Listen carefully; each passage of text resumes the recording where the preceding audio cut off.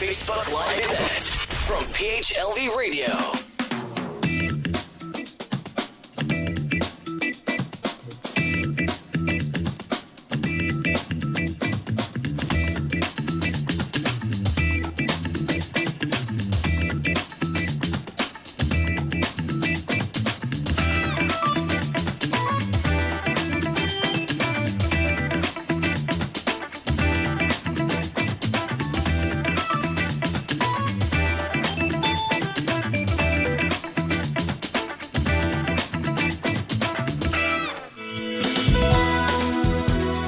Just like a friend from back home.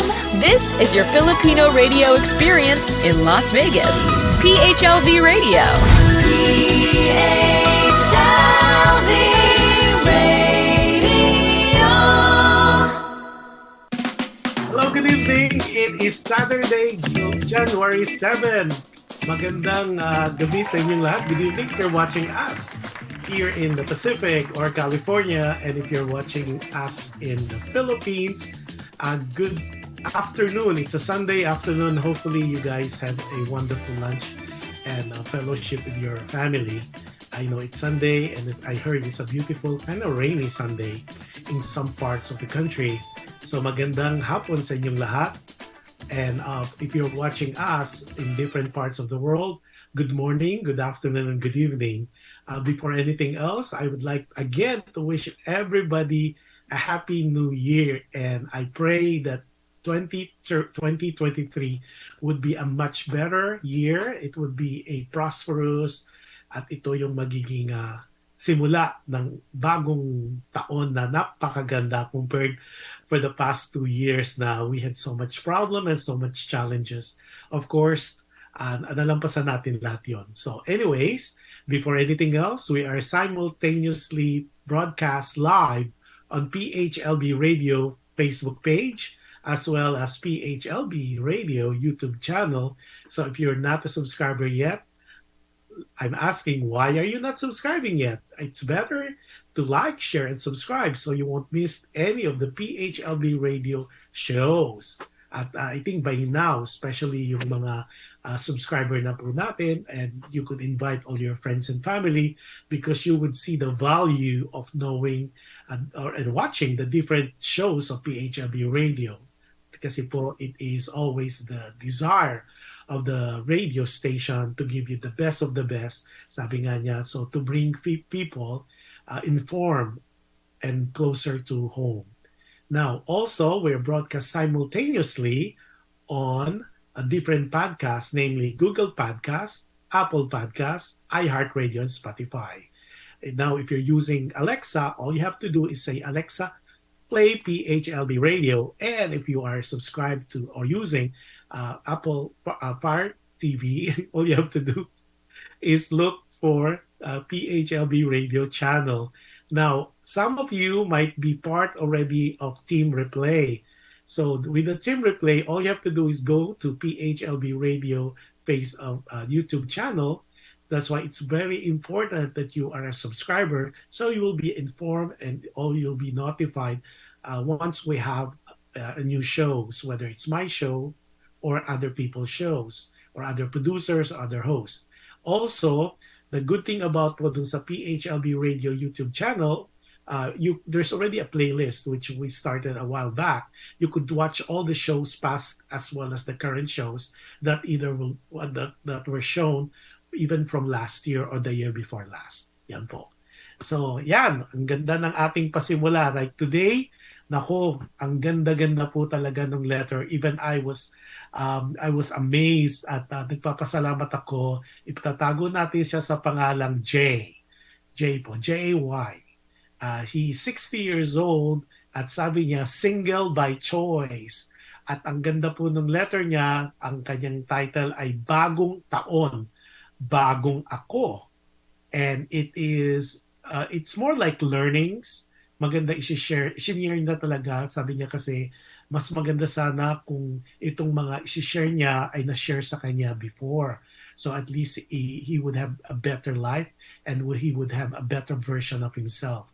But dahil nga 6 years old na siya, he asked kung pwedeng i-share sa ating audience, sa ating viewers, at saka definitely sa ating listeners because marami po tayong kapupulutan ng aral doon sa kanyang mga shinare. At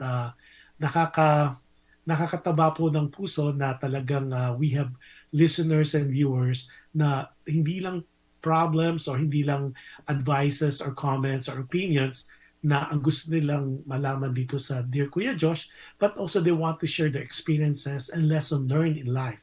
Yung po kagandahan ng show na to is kasi po nagkakaroon tayo ng different learnings, different lessons, different nuggets of wisdom from other people, especially sabi nga nila, yung nagdaan na. Kasi a lot of times, especially yung mga Gen Z, millennials, this is the start of life. Kumbaga ito yung baptism of fire as well as rite of passage. Ito po yung mga kumbaga mature people na they went through all these challenges in life. At ito po like si Jay, si Kuya Jay o si Uncle Jay or Tito Jay, sinishare niya sa atin yung mga lessons learned niya. At ito po I am so happy and elated really to share them with you. Kasi while I was reading through his email, even nag-isip ako talaga na ito yung magandang i-apply ko sa sarili ko also, personally, kasi nga, this will definitely make me a better person or it will create the best version of myself. And hopefully, once I am able to share yung letter ni Jay, ay maminister din po kayo. It's really such a blessing. So before anything else, maraming salamat for sending this email to us. It is so timely because it's a new year. And sabi mo nga, bagong taon, bagong ako, or bagong you. So new year, new you. So it is so nice. So before anything else also, just as disclaimer, any comments, opinions, or advice na nagyayari po dito sa program na to is not, again, it's not a reflection on the owner or management of PHLV Radio. Para yun po ang ating disclaimer. Pero ito po ngayon, it's not even an email of concern or letter, but he wants to share nuggets of wisdom na natutunan niya o alam niya na makaka-better sa buhay ng isang tao, especially start ng New Year. Kasi it's only January 7 here in the US at it will be January 8 naman po dyan sa Philippines and it will be different dates depending where you are and your location.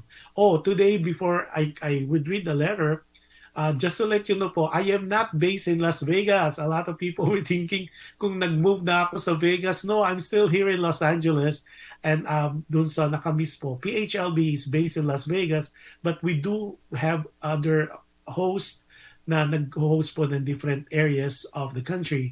And we have people from Florida and New York as well as I'm in LA and so hindi po ako taga Las Vegas. Kasi I got so many invitations either to be a speaker or to do some events for them. Thinking na naandyan po ako sa Las Vegas. Wala po ako sa Nevada. Nasa Los Angeles po ako as always. So just to clarify things po. But I normally would visit Las Vegas. And once I do, I'll make an announcement. So magpare po tayong magkita-kita o mag-eyeball. But definitely, I'm open naman po. If you want me to speak in your events, I'm more than willing to do that. It's just like we just need to schedule. So just for the record, I am definitely based in Los Angeles, California po. So yan, eto na. Let's start. Yung sa mahuhuli, hopefully you could catch up. And doon sa naman ating team replay, happy viewing sa inyong lahat. And again, thank you for constantly sharing the show to your friends, family. Nakakataba po ng puso. And as I've said time and time again, I am so grateful for all the things that you do for in support of the show. So again, maraming salamat po. Okay, let's start. Ito na yung ating start. Ipinapatago po niya sa ang kanyang pangalan sa J. Okay, ito po yung letter niya. Hanapin ko lang po. Okay, let's see. So, this was sent to us and this is so timely. Ang title po today would be medyo mahaba po ito. Okay, so ito. Bagong taon, bagong ako. Dear Kuya Josh, Happy New Year sa iyo, sa viewers and the listeners. Kamusta po? Maraming salamat sa show ninyo because I learned a lot not only from the stories and letters sent to your show, but also the opinions, comments, and advice from the viewers, listeners, and of course from you. I'm Jay. Tago niyo po ako sa pangalang Jay. I'm 50 years old, single by choice. Wow, by choice talaga. Okay, Kuya Josh, it is a new year, and like anyone else, New Year's resolutions are made every year, di ba po? Resolutions na hindi naman natutupad. Ay, nako, totoo yan. Totoo yan, Jay. Growing up, I'm like everyone else na went through problems. I grew up with a single-parent household. We were not rich and not poor as well, and not so poor as well. Mom gave us the best education kasi yun lang daw ang pwede niyang ipamana sa aming magkapatid. I would like to share things that I learned in life na I know it would be valuable to your audience. Things that I wished I knew before. Things that I wished I knew before. Maybe had I known this before, I would have a much better life and I would have avoided dramas in my life. Here it is, Kuya Josh. And I hopefully ma-enjoy rin ng audience mo ang mga isi-share ko sa iyo ngayon o sa inyo ngayon. 1. Remove negative people in your life. Ako, binold pa niya yung negative. Remove negative people in your life. 2. Stay humble. 3. Learn from your mistakes. 4. Commit to your goals. 5. Be kind. 6. Be honest. 7. Travel when possible. 8. Never stop learning. And 9. Be grateful or be thankful. Yun po ang kanyang 9 lessons na natutunan niya in his life. Kung na-minister po kayo doon sa iba, ito po yung mga explanation niya. Removing negative people. Mga nega na mga tao ay energy sucker sa ating buhay. Sila yung laging negative sa mga bagay-bagay sa buhay natin. Sila yung kahit masaya ka, laging may negative na masasabi sa iyo o sa mga taong nakapaligid sa atin. Kadalasan ay naaapekto tayo o naapektuhan tayo o naapektuhan ka. Number 2, stay humble. This is important kasi kadalasan sa sobrang ganda na ng buhay mo at mga blessings na nare-receive mo, we then forget who is truly the giver and the source of such blessings. Most of the time, we thought tayo o ikaw ang magaling. Successful ka dahil sa iyo, dahil sa galing mo, dahil sa talino mo. It's either laging ikaw, sabi nga, it's you or it's me, myself, and I. Dahil dito, naging mataas ang tingin mo sa sarili mo. Mas mataas pa sa ibang tao. Which eventually would be a problem in the long run. Okay. Next one. Third, learn from your mistakes. As you go through life, we all go through several mistakes. It is common to everyone. Learn from these mistakes. Sabi nga, for every mistakes, there are lessons to be learned. Always try to avoid making the same mistakes over again. This can only be done if we evaluate these errors we did, ponder on it or pag-isipan, and take note of how not to commit the same error again. Number 4, commit to your goals. Sabi niya, keeping goals is a must. We must learn to stick to our goals you set for yourself. Of course, in life, you might need to adjust or modify them as you go through life. But committing to these goals is important to be successful. Be kind. Okay. Like what you always say in your show, Kuya Josh, be kind. You can never go wrong with kindness. This is so true. Totoong totoo. Like what you said too, it is difficult and challenging at the moment because of what's happening around us globally. But being kind makes a lot of difference, not only to yourself, but to the people you touch by your kindness. Next one is be honest. Like being kind. Being honest is a tough act to follow. Most of us would think a little lie here and there, kumbaga white lie, is acceptable. But if we are not honest, it eats the very essence of being truthful. So it eats the very essence of being truthful. Always practice, ito pa yung payo niya, always practice the four-way test adopted by the Rotary. One, is it the truth? Number two, is it fair to all concerned? Number three, will it build goodwill and better friendship? Number four, will it be beneficial to all concerned? Okay, yun na. Four-way test when telling the truth. Again, is it truth? Is it the truth? Is it true? Two, is it fair? Three, will it be creating or building goodwill and better friendship? And number four, is it beneficial to all concerned?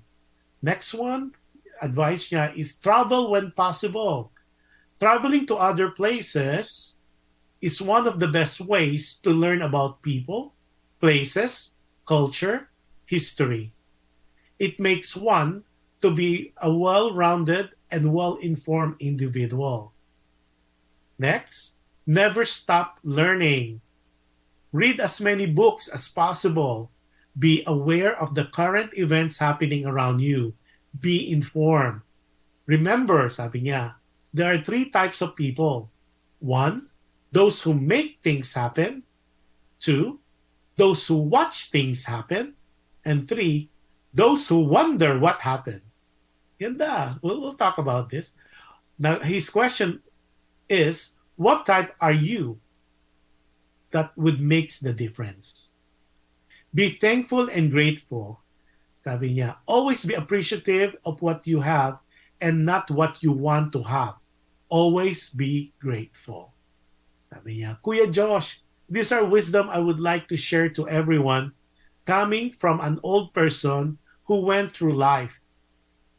Like what I previously said, I wish someone told me or shared this with me before.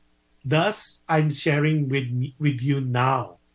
Knowing this would help you be the best version of yourself.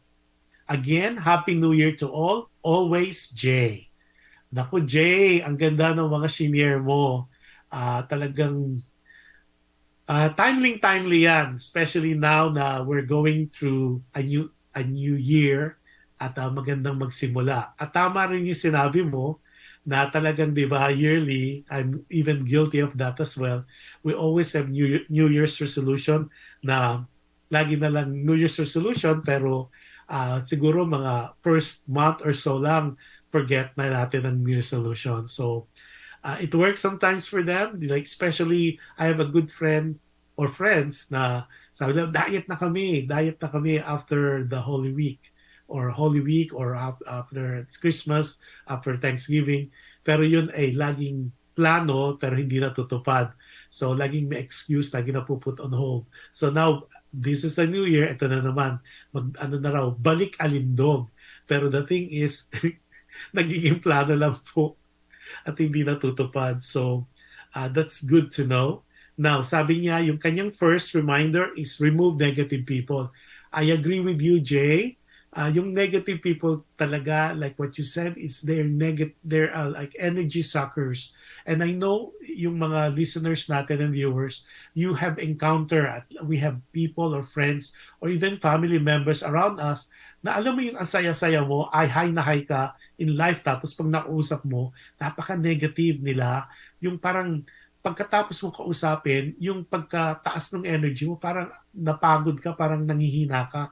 Kasi sabi nila, pag you're around negative people, na-osmosize to, kumbaga nata-transfer yung negative, pagiging negative nila, napupunta sa iyo. nasasak nila, nahihigop nila yung energy mo, at na overcome yung pagiging positive mo, nagiging ang negative. Sabi nga, etong ang joke, di ba? It's better to be negative when it comes to COVID, but you need to be positive when it comes to outlook. Kasi that's how, sabi nga, positive vibes means positive life. So tandaan natin. So napakaganda, remove negative people. Yan ang magandang, even I would do that as well. Yung mga negative people, naku, tanggalin na natin yan, especially for 2023. Tapos ito, number 2, yung kanyang advice, stay humble. Yan. Nako, totoo rin yan. A lot of our, even I sometimes was guilty of that. Minsan kasi, di ba, masyado ka ng, you're blessed professionally, you're blessed with other blessings in life na either money, fame, or a lot of things. And sometimes, kumbaga, napupunta sa utak mo na ikaw yung magaling, ikaw yung natatangi, o yung ikaw lahat, matalino, magaling, may itsura, mayaman, makapangyarihan. What we end up forgetting yung talagang source nitong blessings na to. At like what I said in past shows, the blessings are really not of you. Sabi nga, it's better to be humble and don't let God humble you. Meaning, wag mo na intayin, pitikin ka pa ni Lord. Kasi minsan daw, pag medyo mayroon tayong, masyado tayong mataas at nalilimutan na talaga natin maging magpakumbaba. Sometimes parang napipitik tayo. Medyo, just to remind ourselves na you need to be worried and be mindful of the true source of these blessings.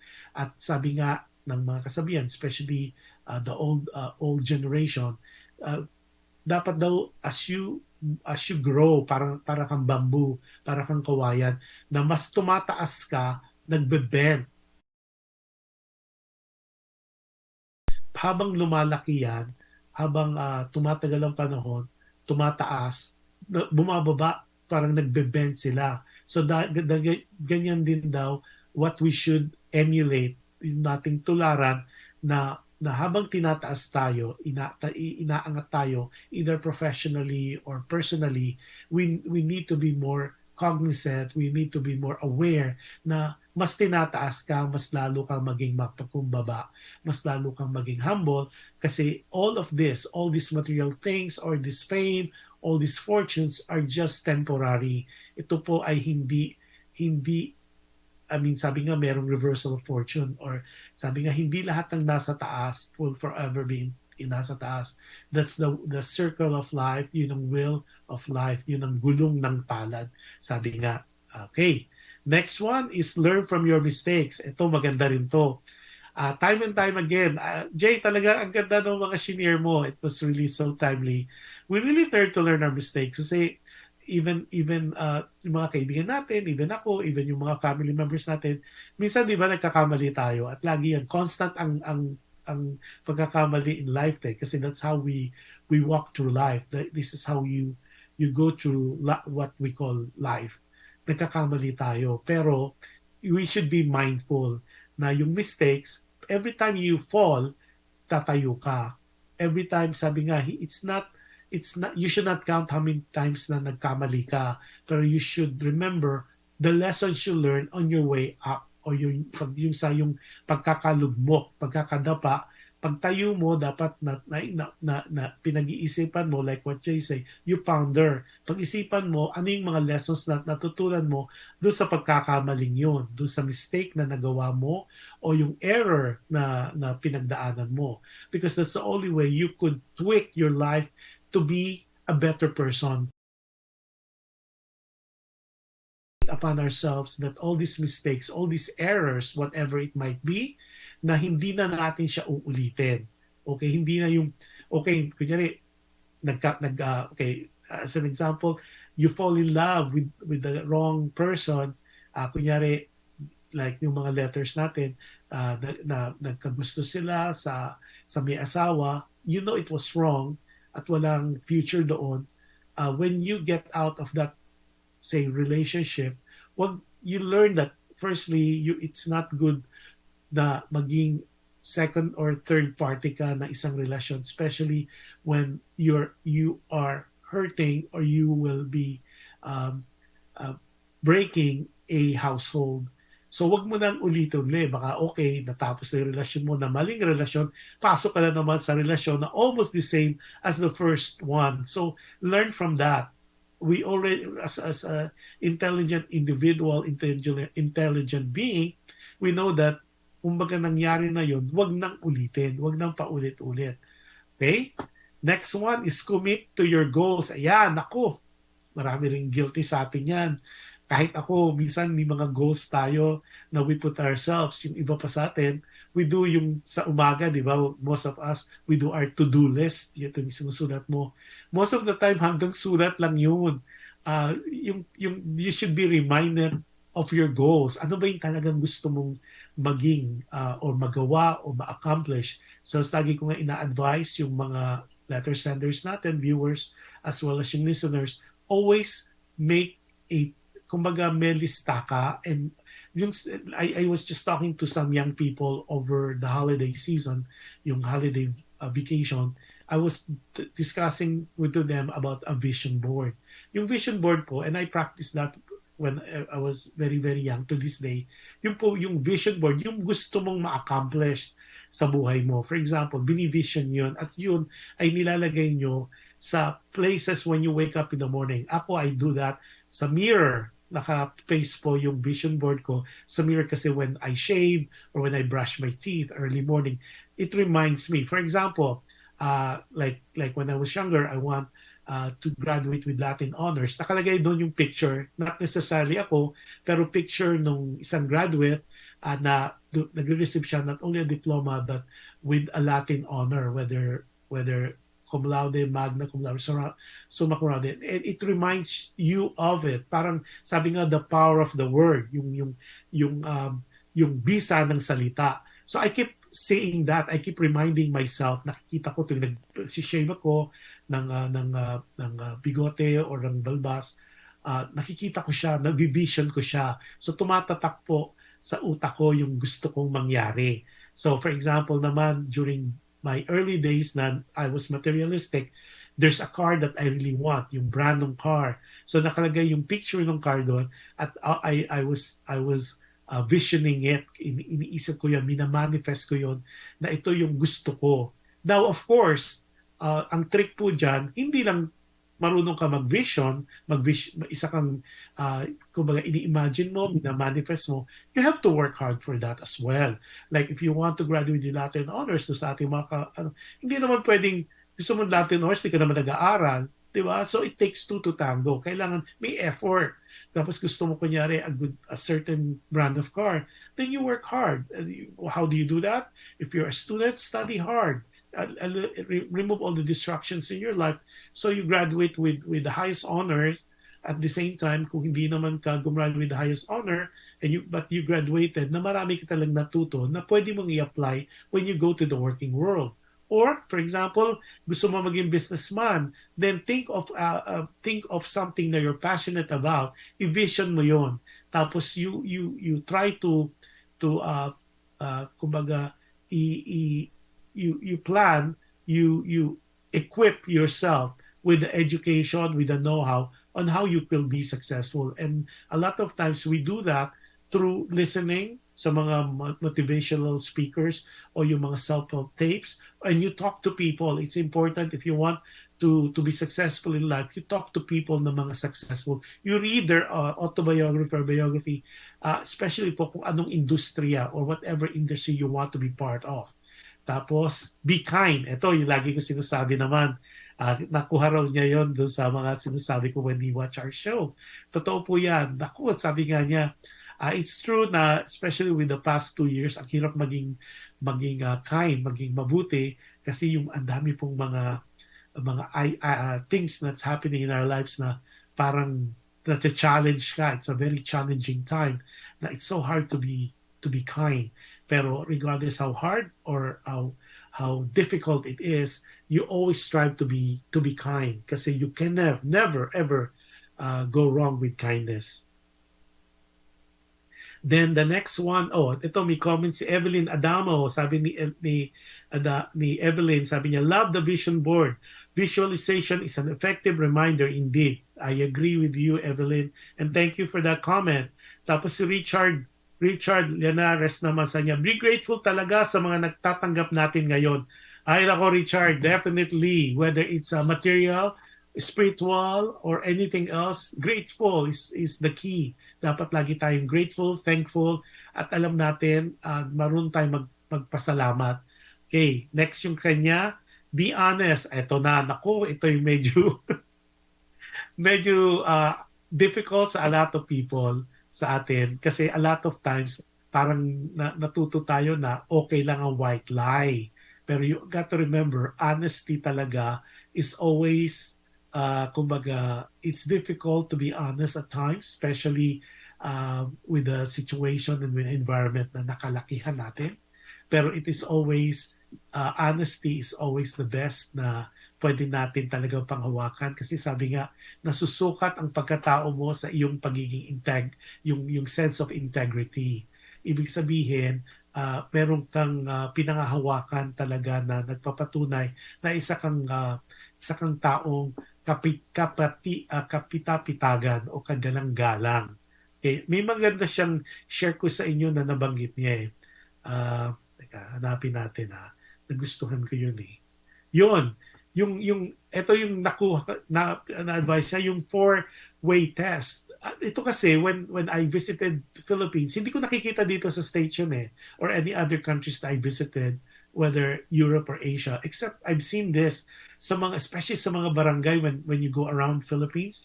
It's posted. It is posted yung 4-way test. Ito, I would like to repeat it. Like this is part of being honest. Ito raw yung parang pwede mong lagay sa sarili mo, especially kapag nagkukwento ka about things happening in your life. One, is it the truth? Totoo ba to? Okay, hindi ba to katang-isip or gusto mo lang magpagwapo, magpapogi point, magpaganda points, and you try to create story. Two, is it fair to the concern? Meaning, patas ba to? Kasi lalo na pag nagkukwento ka, there's a lot of times kasi, especially when you are telling a story, especially like even in relationship, there's a tendency na ikaw yung victim, di ba? How many times na nakikinig tayo sa mga kaibigan natin, or even us, pag nagkukwento tayo about something na nangyari sa atin, na it's kind of bad, there's a tendency na parang edited, sabi nga dagdag bawas o bawas dagdag, either may kulang sa kwento, pero dumarating lagi and always nangyayari na parang victim, ikaw yung victim. Sabi nga nila, di ba, I always believe na in every story, there's 3 versions. Your version, the other people's version, and the true version. So yun, maganda. Is it the truth? Yun yung first test. Secondly, is it fair to all the concerned? Tapos, ito yung magandang pangatlo. Will it build goodwill and better friendship? Meaning, ito ba'y makakatulong sa iyong relasyon? Yung kinukwento mo, yung minamarites mo, makakatulong ba yan? Ito ba ay kapupulutan ng something that is positive, something that will instill and make the relationship deeper. At yung pang-apat, it is beneficial. Ito ba'y kapakapakinabang? Yung kukwento mong yan ba, may magbe-benefit dyan sa concern? O ito lang ay isang malaking chismis o kaya fake news? Kaya nga, ang ganda, di ba? Maganda yung pagka-share, Jay. Talagang maraming salamat sa pag-share. O before I continue, si Sunny Francisco is watching. Hello, Sunny, watching from, I know you're watching from Manila or Quezon City, to be exact. So every time you tell a story, yung mga marites dyan, unang-unang tanong nyo, totoo ba ang minamarites mo? Secondly, fair ba yung kwento mo? Lahat ba ng version? Medyo, totoo ba at tama ba? Kumbaga, is it fair? Thirdly, makakabuti ba yan? Yung minamarites mo. Pang-apat, kapakapakinabang ba yan? Meaning, may mapupulot ba dyan? Or o yung kinukwento mo, yung minamarites mo, or the information you're sharing to your friends, family, will just be hurtful, makakasama lang, instead of uplifting what is true and what is is desirable, nakakasira pa yan. Either nakakasira ng reputasyon because alam mo in your heart na hindi naman siya totoo. So that is part of being honest. Okay. Tapos yung susunod sinabi niya, travel when possible. Alam mo, ito, totoo yan. Sabi nga niya, when you visit other places, whether if you're in the country, visit. There's so many beautiful places in the Philippines.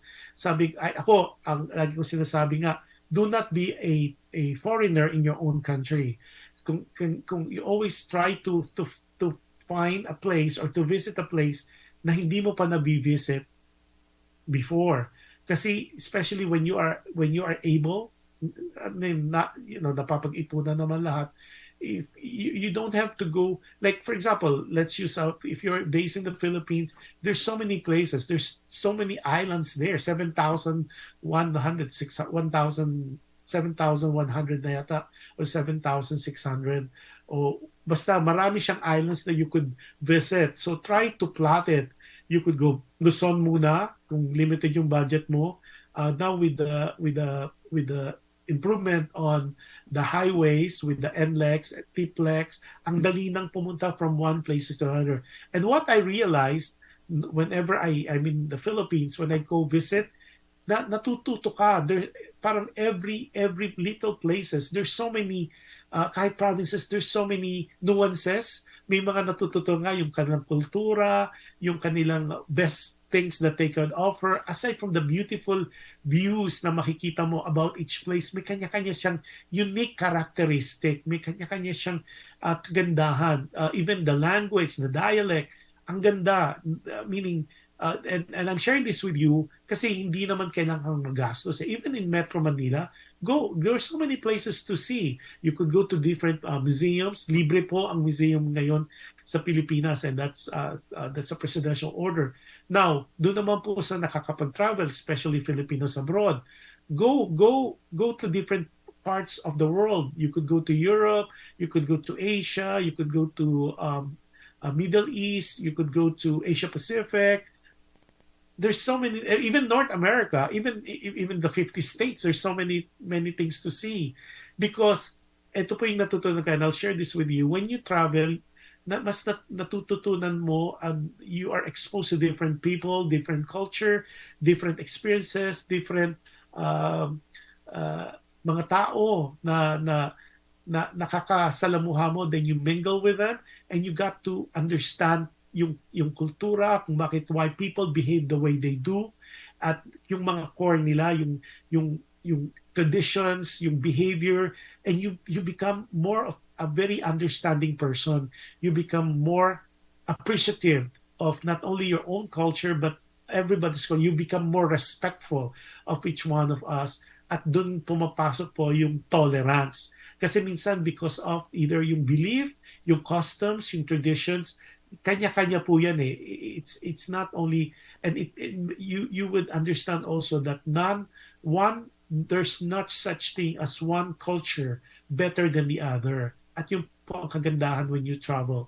Again, you don't have to go spend a lot, even within your own little territory, little place. You could go visit place. Do not. Kasi po, itong pandemya, and I've shared this with some good friends, it's nice to have money, but I realize after the pandemic na it's important. The money is nice to have kasi it makes things easier, but this is the time talaga to build memories. Kasi hindi mo madadala yung pera, yung yaman, even your prestige. Hindi mo madadala yan, but you could bring or you could take the memories that you spend with your loved ones, with the people that you care about and that you love. Yun po ang lesson sa akin for the pandemya, and hopefully you could share also the lessons you learned. Okay, meron tayong comment. Si Alexander Francisco, sabi niya, be thankful and grateful talaga sa mga blessings na dumating sa buhay natin. Tapos maging humble tayo kahit sobrang daming dumating na blessings sa atin. Amen to that, Alexander. Totoo yan. Talagang overwhelmed sometimes, lalo na pag binubuhos ka, yung inuulan, binabagyo ka ng blessings, then you should be more cognizant, you should be more aware na itong blessing na to are just temporary. So what you could do is be grateful, be thankful, at mag-share ka. Share mo sa ibang tao.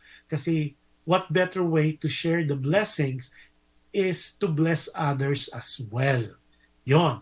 Tapos sumunod naman, never stop learning, ang sabi ni, ni Kuya Jay. Sabi niya, never stop learning. Totoo po yan. Alam mo, importante talaga na you acquaint yourself with the current events and then we try to read books. Kasi like now, we are a more of shortcut ways Parang instead of reading books or reading newspaper, ng Instagram, your YouTube, it's not bad, pero iba po pa rin yung like if you like reading books, iba especially if you're doing fiction, na nahahasa po talaga yung iyong mental yung kayong mental faculties na nakakatuto ka mag-isip, and then you are a better equipped speaker because of the words, the vocabulary na na-encounter mo when you read. So yun po ang magandang, especially sa mga magulang natin na inculcate po natin sa mga kabataan na you need to read. You need to be aware of your surroundings. You need to know about current events, not only what is happening within your country, your own little place under the sun, but you need to know what's happening also, why people are fighting, why people are not communicating, why people are at war with each other, ano yung real issues, ano yung ganap na nangyayari. Hindi lang po panay marites o panay chismis ang minsan na nalalaman natin o nagko-concentrate tayo. It is important po, sabi nga, learning is everything. At one thing po, katulad ng isang ating letter sender, sabi niya, meron bang age limit ang pag-aaral o pagkuha ng diploma? Again, wala pong age limit, wala pong boundary, walang age requirement of learning. You could learn, you could go to school. Again, like what I said, ang diploma po is not a guarantee for you to be successful or to you to become very wealthy. Pero I always tell yung mga young people and friends and family ko na I tell them, I consider an education to be considered like an instrument, an equipment for you to be able to succeed in life. It's not a guarantee, but at least parang you're going to a war. Without an education, parang in-equate ko siya sa barrel or anything that will cover you or defend mo yung sarili mo. Kasi kung wala kang education and you go to hindi ka equipped. So there's always a possibility na yung discipline na natutunan mo sa pag-aaral when you go to school, parang mangyayari sa iyo kung pupunta ka sa giyera, patago-tago ka, patago-tago ka, and there's a tendency na eventually you'll be exposed. Ayun, wala kang panlaban. Unlike when you are equipped with an education, you could fight. Firstly, the discipline. A lot of times kasi people would say, saan ko ba gagamitin yung geometry? Saan ko ba gagamitin yung algebra? Saan ko ba... You know what? Ang natutunan ko kasi with all the things that I've learned and I'm still learning, it's an unending process po ang learning. But the funny thing is the discipline that I got during the college and now the masteral na kinukuha ko, you're learning the discipline. You're learning so many things about time management, there's so many things talaga na yung iba na-apply mo, yung iba hindi, depending on where you are with your career or what you are doing as far as your work is concerned. Okay, tapos ang maganda rin, share ko rin po to, ang ganda nung sinabi niya sa, yung 3 types of people. Ito narinig ko na to before and I'm glad that si Jay ay shinare sa atin. There are 3 kinds of people. Ulitin ko, 3 types or 3 kinds of people. 1, those who make things happen. Sila yung kumbaga mover or shaker that make things happen. Kumbaga sila kumbaga they create things. They make they are the movers, they're the shakers, they're the sila yung nag-innovate, sila yung talagang nagki-create. Okay, yung talagang nakikilahok, nakiki not baka um nakiki they're the one who wants to be part of to make things happen. Tapos yung second type naman, those people who watch things happen, yun naman yung panood. They're just observant. Wala, kunyari, may nangyayaring ganap, wala, para siyang third party lang watching how it unfolds, para sila spectator, nanonood lang, panood. So between the first two, the type who makes it happen, that's the better one. That's the better type of person because you are really making the change. You are the catalyst. Ikaw yung conduit that could instigate change. And hopefully, it's the positive change. Yung pangalawa naman, yung taga-observe lang. Kumbaga, hindi siya nakikialam, nag-observe lang siya at nakikipanood. Okay? Parang hindi siya active participant but more of a latent, laid-back participant. Yung pinaka-third po, those who wonder what happened. Ito yung, dahil wala, kumbaga clueless, kumbaga nga in the new parlance, hindi alam kung ano nangyari. Parang oblivious sa mga kaganapan sa buhay. Parang it went past their head kung ano nangyayari. So if you ask me, mas maganda talaga yung you will be part of that those people or those individual who make things happen. Okay? So, but there's, what I'm saying din po, this type of people, depending on the situation, sometimes you could be part of the people or the group that make things happen, but sometimes also there's a tendency na, especially pag hindi ka naman expert or you're not really in full control of what's happening, you try to be an observant. And ang maganda lang po talaga, let's not be part of that type 3 or be type 3 person na you wonder, ano kayang nangyari? What happened? Kasi parang you're clueless, you're oblivious to what happened, to what's going on in your surrounding. Hopefully, hindi po kayo maging part of that sector ng sambayanan.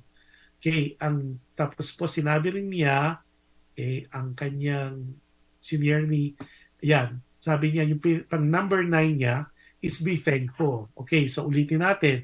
1 is remove negative people. 2, stay humble. 3, learn from your mistakes. 4, commit to your goals. 5, be kind. 6, be honest. 7, travel when possible. 8, never stop learning. At saka yung 9 po is be thankful or be grateful. Ito po ay hindi lang sa Lord above na or whoever you adore or you respect, but ito rin po yung mga taong nakapaligid sa atin. First and foremost, to our family, to our friends, to yung mga ating mentors, at yung mga nakakasalamuhan natin. Kasi everybody po na kasama sa ating life, somehow nakakapag-contribute siya depending on the size. Lahat po yan because sabi nga nila, to live life, it takes a community, it takes a whole village. Kasi po lahat yan intertwined. Dito po pumapasok yung no one is an island. Kasi hindi ka naman pwedeng mabuhay na mag-isa. There's so many things, there's so many people that would be part of your life, part of your journey to wherever you want to go, wherever you want to be, but you will encounter first and foremost your family, your parents, your siblings, your relatives. Tapos second po yung friends nyo, yung mga teachers, yung mga people, office mates, co-workers, yung mga bosses nyo. And these are people na one way or another, it's either they gave you lessons, they make you strong or stronger if you're already a strong individual, but it makes a difference in your life. Some of them are there to give you lessons. Some of them are there or were given to you to give you memories. And some of them are there for you to emulate o para maging model nila sa inyong paglalakbay on your journey to what we call life. O si Cha Marcos is watching. Hello Cha, happy viewing to you. So yun, so Jay, napakagaan sa dibdib itong mga shinare mo. It was really, I would again mention, it will be a nugget, mga nuggets of wisdom na magandang i-apply natin dito sa bagong taon. Kaya ang ganda, 'di ba? If only we could use this. At yun, maganda rin yung sinabi ni I'm glad that Evelyn was touched by the vision board. Talagang kailangan mag-vision. Yun ang sinasabi nila. Ngayon kasi, in the olden days, we call it vision, you visualize. Sabi nga, now they call it manifestation. Ima-manifest mo, like, what you think, it becomes. Kumbaga, pag inisip mo, yun ang parang sending message to the universe na ito yun, nag-a-align yung mga supposedly planets to make it a reality. Okay, siyempre, i-couple mo rin yan first and foremost ng prayers. Kasi I've been saying to you from different years of our shows, prayers do move mountains. Tapos I always tell you, importante po na maintindihan. Kasi minsan, you encounter negative people. Sabi nga ni Kuya J, encounter natin, sabi na, meron kang goals mo. So, yung nine things po, items na sinabi ni Jay, na letter sender natin, naging intertwine po yan. Kasi remember, we have goals. Tapos yung goals natin, then you have surrounded with friends, family, and some of them are negative. And they will say, oh, it's not gonna happen. Oh, there's so much work to be done. Pero ang isipin nyo lang po, when you think it and you work hard for it, most likely, and you pray for it, it is possible. And a lot of times people would say, hindi, imposible yan. Yung ideas mo for a business, hindi mangyayari yan. Always remember, ang pinapaalala ko po sa inyo, always remember Matthew 19:26. Okay, Matthew 19, verse 26. Yun po ang sinasabi. Ito, I memorize na po ito. What is impossible to man is possible to God. So pag po niloob ng ating Panginoon, niloob po ni Lord, or whoever you adore, whether you're Christian, whether you're Taoism, whether you're Buddhist, meron po talagang supreme being ang bawat reliyon. I could profess na I don't believe na there's one better religion than anyone else. It depends po on your heart and what you believed in, because I believe po yung religion po is really a personal relationship that you have with the Creator, whomever you adore, whoever you worship. But it's important to always remember, if the things that you're praying for will be good for you, it will be given. It is important po na always rely on that. Sabi nga, and of course, I'll share with you one of my best intercessor na lagi ko pong pinapaalala sa sarili ko, especially the past, oh my God, 3 years now of this pandemic, getting lighter and getting better. Si Padre Pio po, I call him Papa P, and he always would remind me, pray, magdasal, hope, and do not worry. Because worrying is just a waste of time.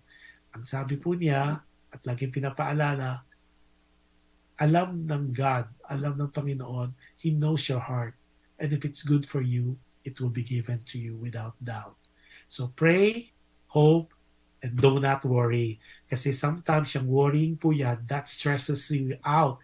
Nakaka-stress yan. At pag stress po, it becomes may mga chemical na nire-release sa ating katawan na nagmamanifest po yan as sickness. Doon po, kaya, especially now, yung mga medyo may mga sakit po, when you go to a doctor, they would say, kasi mami, daddy, ate, kuya, tito, auntie, huwag kayo magpa-stress. Kasi think about it, kung may problem po kayo, kahit anong gawin yung pag-iisip, it will not be solved overnight. But in time, it will, think about it, yung mga na-experience natin, nakala natin, during those time, naguguho na yung langit at lupa, pinaksukluban na tayo ng langit at lupa. But when the time comes, nasosolve din siya. And most of the time, favorably on your side or to your side. At ito po ay instead of you being a worrywart, overthinking, you pray for it, hope that it's going to be a positive result, but do not worry, okay? Because everything will come to pass and it is always sabi nga, thy will be done. Okay, tapos sino pa itong mga ano to? So yun po ang ating munting so again, maraming salamat, Jay. To start a new year, you said it very nicely na talagang what you shared is definitely valuable to all of us, especially for people who are waiting for something like this. Nakakataba po ng puso na share mo sa amin ito. You said that you're 60 years old, marami ka ng pinagdaanan, at I can't wait to meet you one of these days when I come visit the Philippines, kasi nga I would like to personally shake your hands, kasi nga talagang thank you sa pag-share mo sa amin itong magagandang seedlings of knowledge that sabi mo nga it would really make us a better person. It will always it will help us be the best version of ourselves. It's yung 1 to 9 nyo ay may mga, sabi mo nga, it's not a walk in the park. It's always a challenge, but it's doable, but it's always nice to be reminded of such. That said, again, maraming salamat sa pag-share, at doon po sa mga manonood ng Team Replay, thank you so much. Again, sana po you were able to learn for these sessions on things that you would be able to use and to serve as guide for a much better life, especially in this new year, 2023. Alam na po natin, ang 2021 was really very challenging. 2022 was still a challenging year. Now, 2023, mukhang based on what I know, you just put in your mind, in manifestation that whatever happened in the past 2 years will be much improved. This will be the year of abundance. This will be the year of successes. This will be the year of lucrative businesses. This will be a year of redemption. This will be a year of kumbaga, overflowing blessing, abundant blessing na you cannot even count yung mga blessing na darating. You just have to believe that and you put it in your heart, put it to heart. That said, another po, maraming salamat again do sa mga nagsishare ng ating shows, ng mga shows po. Maraming salamat po. Kasi po, I am really at awe for all the things that you're showering my shows at yung mga shows po ng PHLV Radio. Maraming salamat po. I am at a loss of word to thank you. So maraming salamat. So before I close the show, any time that I close my show, I always i-continue pa rin po, be kind. You can never go wrong with kindness. And every act of kindness po that you do to others, it's pretty guaranteed that it will come back to you in so many ways, in so many forms, at saka in different times. Yun lang po ang panghawakan nyo. At idadagdag ko for 2023 po, always remember Mateo 19:26, what is impossible to God is possible to man. What is impossible to what is impossible to man is possible to God. Wala pong imposible. We are blessed with a God of possibilities. As long as we know it's going to be good for us, it's going to make us a better person, and that thy will be done. With that, I wish you all the very best of whatever is left of the weekend, and a wonderful, blessed next week po. At God bless us all. Maraming salamat sa inyong panonood, pakikinig, at pag-suggest po at pagkiki-involve sa ating munting programa. So until next time po, ito po ang inyong Kuya Josh na nagsasabing maraming salamat and God bless us all. Until next time, until next Friday or Saturday. Goodbye, everybody.